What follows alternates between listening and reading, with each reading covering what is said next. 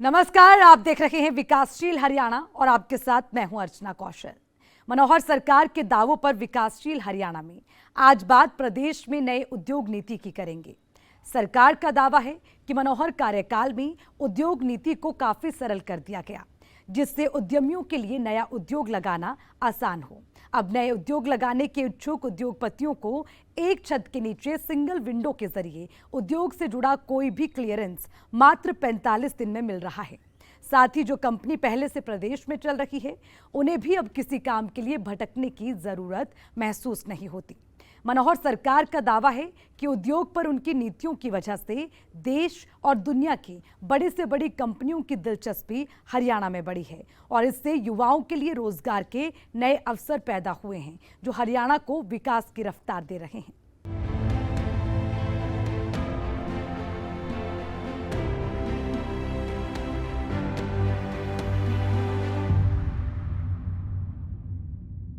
प्रदेश में उद्योग को बढ़ावा देने को लेकर सरकार की ओर से आए दिन बड़े बड़े दावे किए जाते हैं, लेकिन सवाल यह है कि सरकार के दावों में कितनी सच्चाई है। क्या वर्तमान सरकार की नीतियों के कारण प्रदेश में उद्योग को बढ़ावा मिला है? क्या अब नए उद्योग को सिंगल विंडो सिस्टम पर 45 दिन के अंदर क्लियरेंस मिल रही है, जैसे कि सरकार की ओर से दावा भी किया जा रहा है? क्या नए उद्योग नीति से युवाओं को रोजगार मिलना आसान हुआ है? इन तमाम सवालों के जवाब आप हमारी इस रिपोर्ट के जरिए देखिए।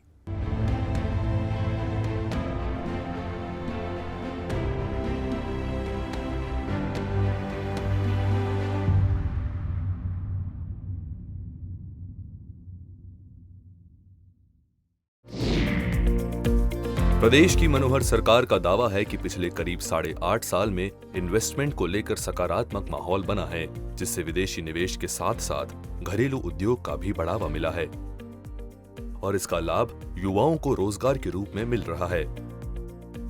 हमारे माननीय मनोहर लाल खट्टर जी, हमारे मुख्यमंत्री जी ने जो ये योजना शुरू की है, ये इसमें युवाओं की भागीदारी बढ़ेगी, क्योंकि आपको भी पता है, हमारे जैसे मैं सोना विधानसभा से आता हूँ, सोना विधानसभा से आता हूँ, तो हमारे यहाँ काफ़ी वेयर हाउसेज है और काफ़ी सारी, तो उनकी एनओसी लेने में या सारी बड़ी समस्या होती है। हम इधर उधर काफ़ी सारे दफ्तरों में जाते हैं, धक्का मुक्की होती है।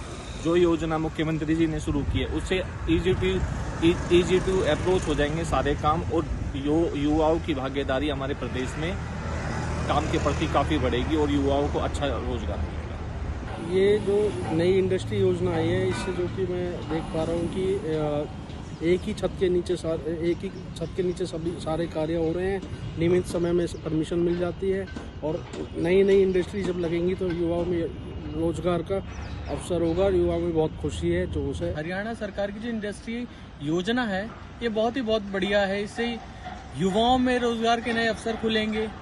एक ही जगह आपको सब चीजें मिल जाएंगी, एक ही पोर्टल पे आपको सब कुछ मिल जाएगा। ये बेहतरीन है। ये योजना हरियाणा सरकार की बहुत बेहतरीन है। जब इंडस्ट्रीज लगेंगी तो युवाओं को रोजगार मिलेगा, बिल्कुल मिलेगा, और जब रोजगार मिलेगा तो उनका अब वो अपने बच्चों का लालन पोषण भी ढंग तरीके से कर पाएंगे। एक तरीके से देखा जाए, भारत से कुपोषण को कम हो सकता है। इस नजरिए से मेरा ये मानना है। वर्तमान की मनोहर सरकार का दावा है कि प्रदेश में उद्योग को बढ़ावा देने के लिए कई सराहनीय कदम उठाए गए हैं। मसलन कंपनियों को एक निश्चित समय में ऑनलाइन क्लियरेंस देनी हो, इंस्पेक्शन को कम करने की बात हो, इंस्पेक्टर राज खत्म करने की बात हो, या फिर कंस्ट्रक्शन के लिए परमिट देने की बात हो। नई उद्योग नीति में पारदर्शी और सरल बनाया गया है, ताकि इन्वेस्टर्स को किसी तरह की परेशानी से जूझना ना पड़े। बता दें कि मनोहर राज से पहले उद्योग को लेकर कोई ठोस नीति नहीं बनाई गई थी, जिसका खामियाजा इन्वेस्टर्स को भुगतना पड़ता था। विभिन्न विभागों में दलालों और बिचौलियों का बोलबाला था, जिससे परेशान उद्योगपति निवेश करने से कतराने लगे थे। लेकिन अब मनोहर नीतियों की वजह से विभिन्न कंपनियों ने लाखों करोड़ों रुपए का निवेश किया है।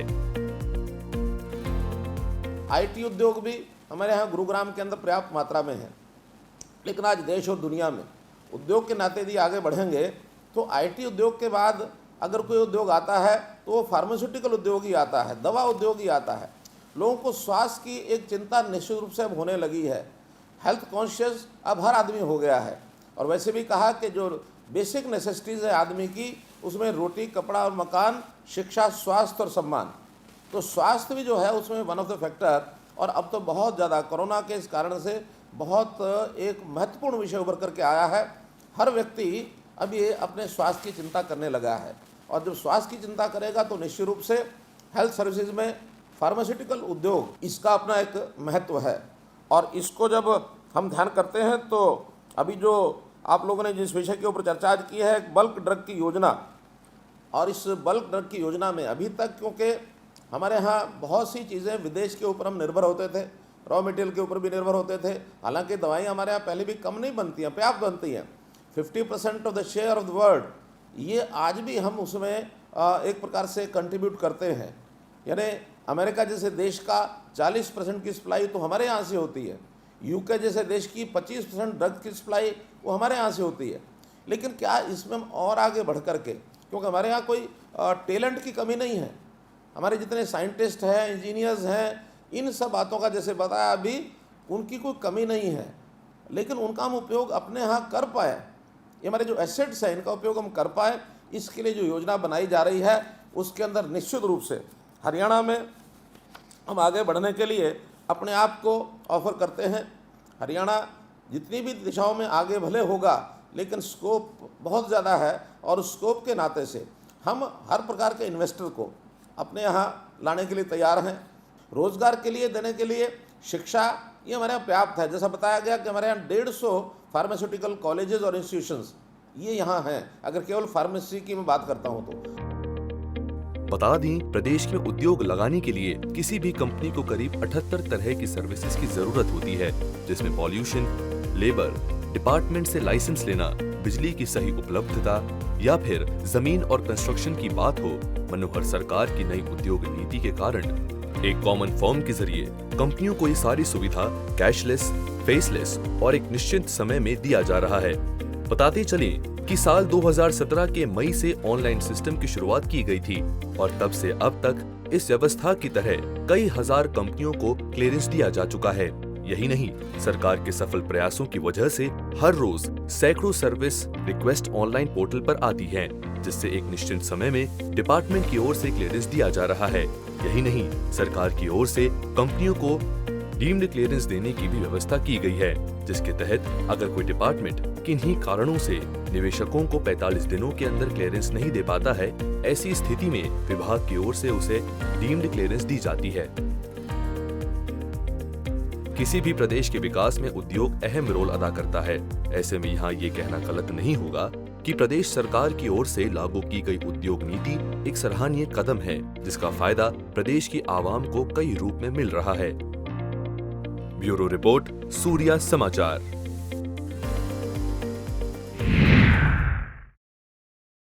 प्रदेश की वर्तमान सरकार की ओर से इन्वेस्टमेंट समिट को लेकर कई मौकों पर बड़े बड़े दावे किए गए। सरकार का दावा है कि इससे प्रदेश में लाखों करोड़ रुपए के नए इन्वेस्टमेंट आए हैं, जिससे प्रदेश के विकास को नई दिशा मिली है। लेकिन सवाल ये कि सरकार के इन दावों में कितनी सच्चाई है, देखिए हमारी इस रिपोर्ट में। मुख्यमंत्री मनोहर लाल साल 2016 के मार्च महीने में 2 दिनों तक हैपनिंग हरियाणा इन्वेस्टमेंट समिट का आयोजन किया था। इस समिट का मकसद साफ था, प्रदेश में उद्योग को बढ़ावा देना, ताकि रोजगार के साथ साथ विकास को रफ्तार दी जा सके। मुख्यमंत्री मनोहर लाल का दावा है कि उनकी सरकार अपनी सोच में कामयाब रही है। इन्वेस्टर्स की ओर से प्रदेश को उम्मीद से 5 गुना अधिक देने की घोषणा की गई। दरअसल शुरुआत में मनोहर सरकार को 1 लाख करोड़ रुपए के निवेश की उम्मीद थी, लेकिन निवेशकों ने 5.84 लाख करोड़ रुपए का निवेश करने की घोषणा की। साथ ही 357 MOU भी साइन हुए थे। गुरुग्राम में आयोजित इस इन्वेस्टमेंट समिट के बाद हरियाणा, राजस्थान, महाराष्ट्र और पंजाब जैसे राज्यों को कहीं पीछे छोड़ दिया था। हालांकि ये भी जानना जरूरी है कि कंपनियों की ओर इन्वेस्टमेंट की घोषणा एक बात है, इन्वेस्टमेंट करना दूसरी बात है। लेकिन मनोहर सरकार का मानना है कि बहुत सारी कंपनियों ने हरियाणा में इन्वेस्टमेंट किया है। उद्योग के लिए हमने जब से सरकार संभाली है, उद्योगपतियों को किस प्रकार से आकर्षित किया जाए ताकि हरियाणा उनका एक प्रेफरेंस डेस्टिनेशन बने, वो यहाँ आकर के जॉब लगाने के लिए उत्सुक हों। सबसे पहले इन्वेस्टर समिट किया, इन्वेस्टर समिट के अंदर 350 MOU, जिसमें लगभग 6 लाख करोड़ रुपए की इन्वेस्टमेंट का वायदा उन लोगों ने किया, जिसमें से लगभग 145 MOU इस समय वो मैच्योर हो चुके हैं। या तो लाइसेंस उन्होंने ले लिए हैं, जमीनें ले ली हैं, इन्वेस्टमेंट करना शुरू कर दिया, उनकी बिल्डिंग, उनकी कंस्ट्रक्शन शुरू हो गई है, इंस्टॉलमेंट एस्टेब्लिशमेंट होनी शुरू हो गई है, और या फिर अभी पाइपलाइन में जो बाकी हैं उनसे भी बातचीत चल रही है। हर इंडस्ट्री के साथ हमने रिलेशनशिप मैनेजर लगाया कि आपने MOU किया, आप आइए हमारे यहाँ, कोई उनकी डिमांड होती है, कोई सब्सिडी होती है, किसी प्रकार का रियायत चाहिए, वो हम जो हमारे सरकारी पॉलिसी के अंतर हमारे दायरे में है उसके ऊपर हम काम कर रहे हैं।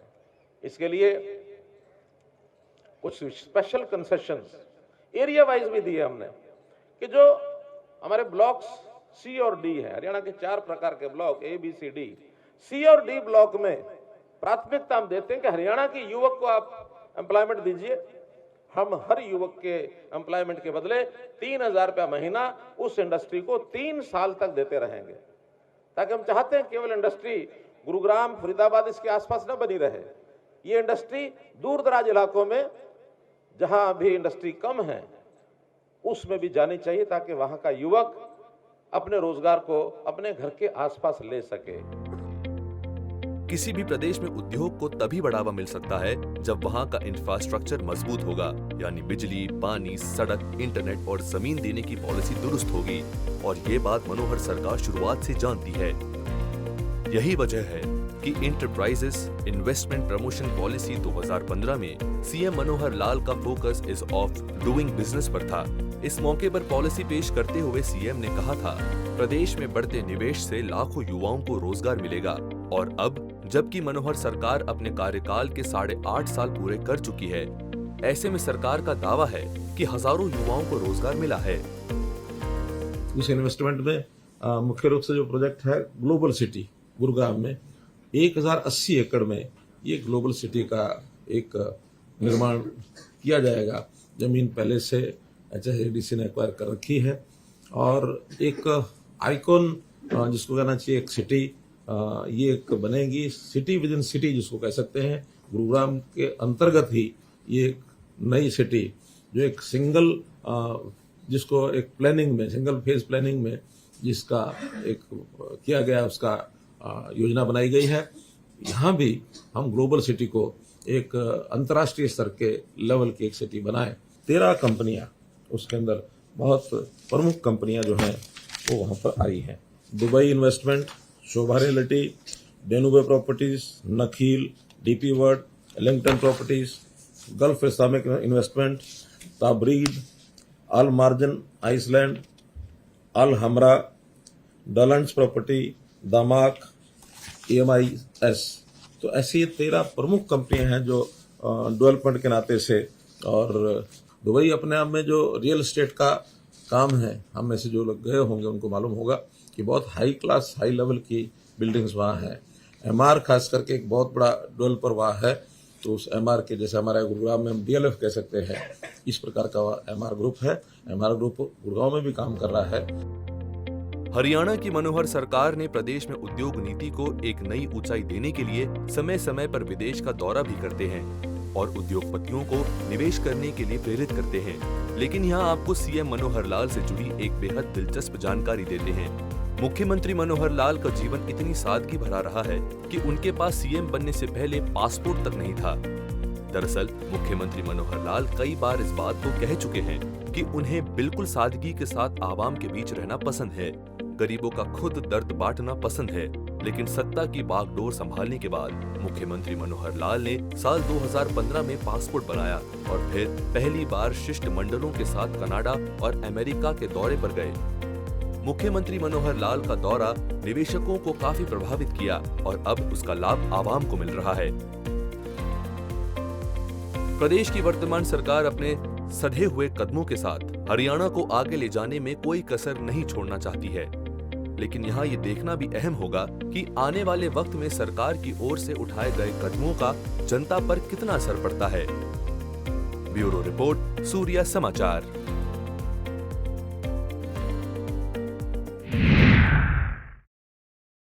मनोहर सरकार का दावा है कि नए उद्योग नीति से प्रदेश में फैले भ्रष्टाचार पर बहुत हद तक अंकुश लगाया जा सका है, जिससे देश के दूसरे राज्यों की तुलना में हरियाणा में निवेशकों की दिलचस्पी बढ़ी है और इसका लाभ प्रदेश में गरीब से गरीब लोगों को कई रूप में मिल रहा है। ये रिपोर्ट देखिए। वर्तमान की मनोहर सरकार का पहले दिन से प्रदेश को नई ऊंचाइयों पर ले जाने का दम भर रही है, लेकिन इसके लिए सबसे जरूरी था भ्रष्टाचार पर अंकुश लगाना। मुख्यमंत्री मनोहर लाल का दावा है कि इसमें नई उद्योग नीति बेहद कारगर कदम साबित हुई है। बता दें कि सरकार के पास CLU में बड़े स्तर पर फैले भ्रष्टाचार की खबरें थी, जिसमें नेताओं और सरकारी अफसरों की मिलीभगत होती थी। लेकिन अपने लक्ष्य की ओर आगे बढ़ते हुए मनोहर सरकार ने मेक इन इंडिया की थीम पर अपनी महत्वाकांक्षी नीति के जरिए हरियाणा के औद्योगिक विकास का रोड मैप तैयार किया है, जिसमें भ्रष्टाचार पर अंकुश लगाने के साथ प्रदेश में निवेश और रोजगार बढ़ाने पर फोकस किया गया है।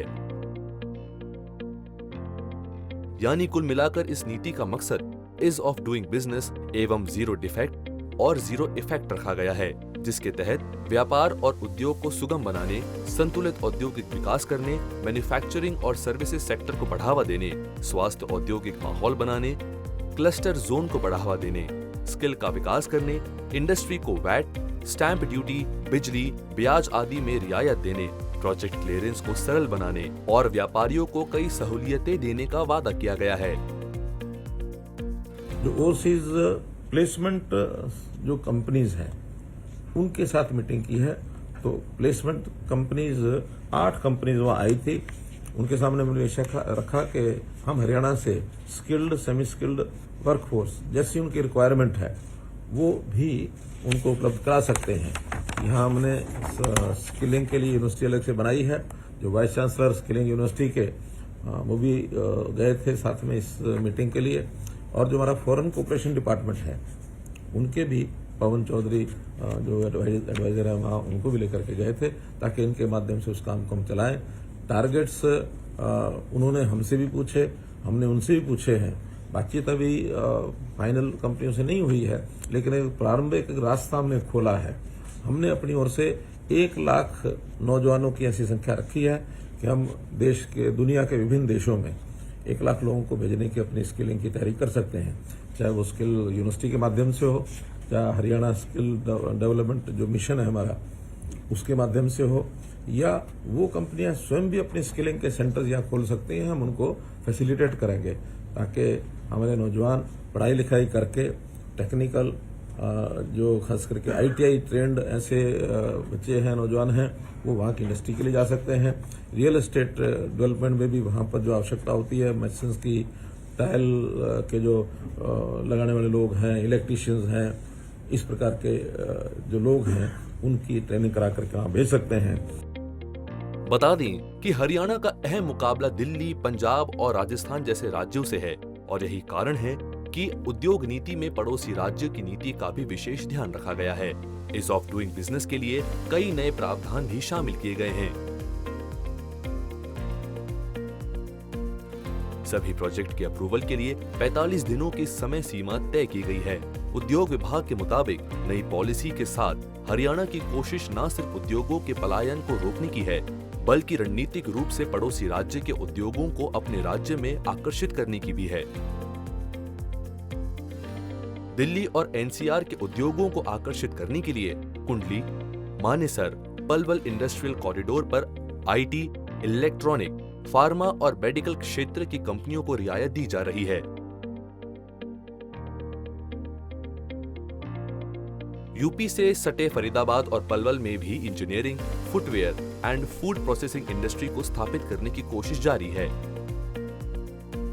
साथ ही पंजाब सीमा से सटे जिलों में इंजीनियरिंग, ऑटो पार्ट और लेदर गुड्स से जुड़े उद्योगों को बसाने पर जोर दिया जा रहा है।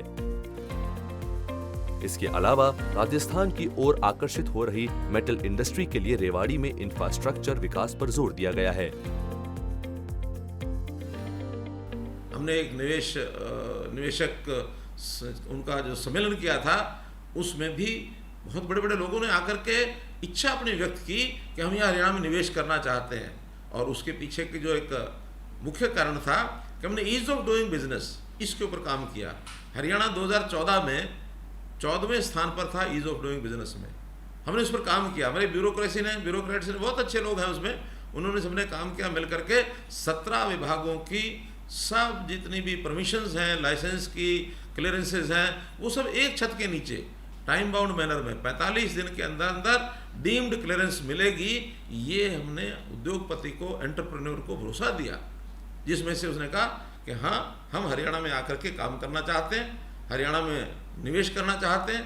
हरियाणा बहुत दृष्टि से इसका जोग्राफिकल जो हमारी जो हरियाणा की लोकेशन है, ये भी हमको लाभ दे रही है।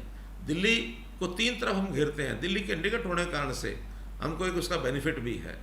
तो इस प्रकार से उद्योग को भी हम आगे बढ़ा रहे हैं, किसान को आगे बढ़ा रहे हैं, युवा को रोजगार के नाते आगे बढ़ा रहे हैं, और स्कीम्स में जिस भी समस्या के हल करने के लिए हमको जो भी ध्यान में आता है उसकी नई नई स्कीमें बना रहे हैं।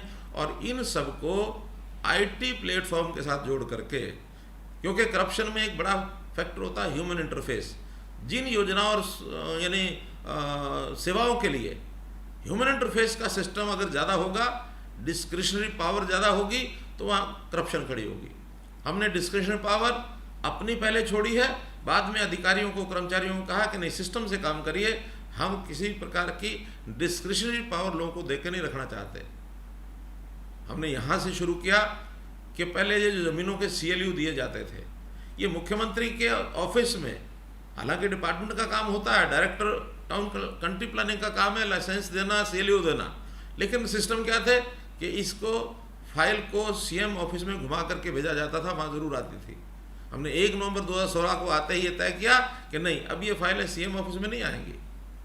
अगर कोई गलत बात होगी तो हम डायरेक्टर टाउन कंट्री प्लानिंग को जिम्मेवार मानेंगे, उसका काम है उसको देना, लाइसेंस देना, नियमों के हिसाब से देना है। हमको ये रेकरेंस ऑफ फाइल, ये इस नाते से यहाँ नहीं चाहिए, छोड़ दी डिसीजन पावर। मनोहर सरकार अपनी उद्योग नीति के जरिए प्रदेश को एक नई ऊंचाई देने में सफल साबित हो रही है। बावजूद मनोहर सरकार की ओर से अभी आवाम के हित में बहुत कुछ किया जाना बाकी है, जिससे आम लोगों को फायदा पहुंचाया जा सके। ब्यूरो रिपोर्ट, सूर्या समाचार।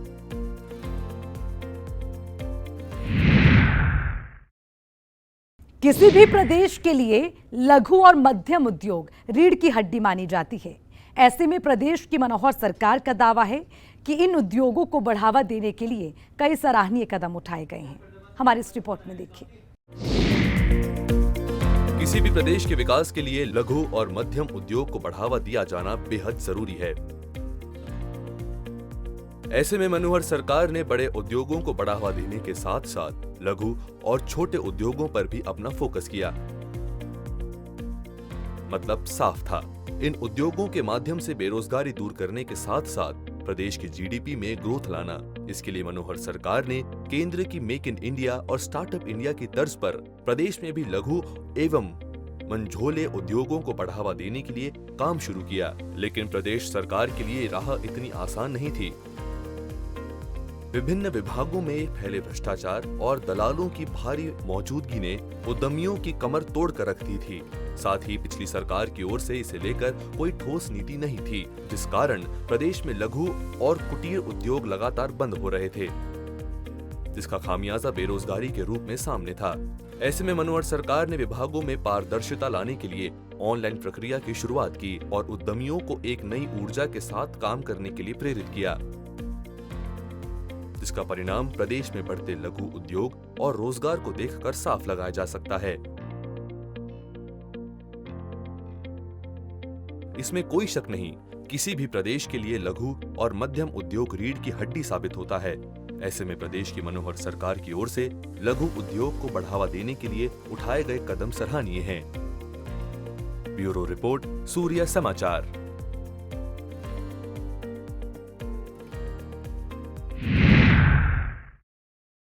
तो विकासशील हरियाणा के जरिए आपने देखा कि कैसे मनोहर राज में नए उद्योग को बढ़ावा दिया जा रहा है, जिससे प्रदेश खुशहाली की ओर बढ़ सके।